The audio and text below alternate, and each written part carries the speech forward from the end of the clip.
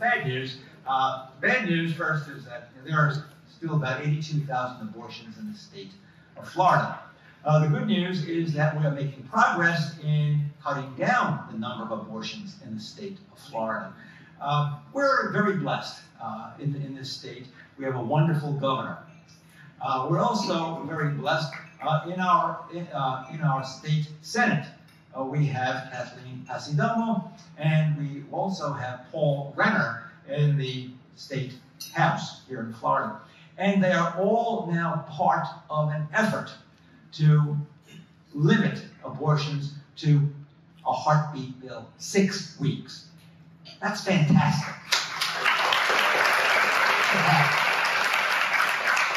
Also, part of that is that no money will be used for those who are coming here for what they call tourist abortions, to receive an abortion in Florida because they could not procure it someplace else. Even better than that, funds are going to be available for those women who want to have their children. We will be able to supply them with the monies needed to take care of the child and to take care of the mother. That is extremely, extremely positive. Now, how do we get to this point? How did we get here?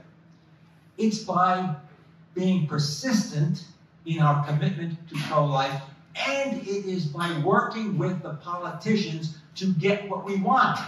Now, let me tell you this very clearly.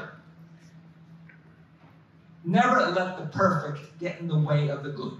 Of course, we would like the whole enchilada all at once, no abortion, period. It doesn't usually happen that way.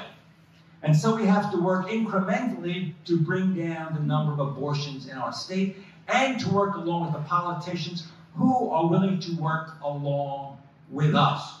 So I want you to support those politicians who are saying, yeah, we want to bring down the number of abortions. Pope John Paul, the great Pope, said very clearly, he said, we should work to lessen the negative effects. And that means to work with those politicians who are willing to work with us to bring down the number of abortions taking place in a state or in a country. So I really feel very, very good about that. Sometimes, as I've told people many times, I can't say everything all at once, all right? Because, as the commissioner knows, politics and making laws is the experience like making sausage, correct? You know, it's not a nice process, but the idea is to get the end product that we want. And I'm very happy to say that we are on the way now in Florida, House Bill 7 and Senate Bill 300, to getting this heartbeat bill here in the state of Florida. Don't ever bite the hand that feeds you, okay? So sometimes people jump on the bandwagon, they're pro-life, but sometimes because of their, let's say, zeal or lack of information, they may not be able to help the cause to its final goal. Right?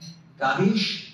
That's a guy, Gavish. Okay, so we have the commissioner here who can vouch for what I've said, right? That's a Gavish. You understand the Gavish, that's what I said. That means you understand what I'm saying here, because some lady stopped me. I'll just share this with you. I don't know if I should be flattered or insulted. She stopped me and she says to me, you know, you are a cross between Fulton Sheen, which flattered me. And I said, who else? She said, Don Corleone.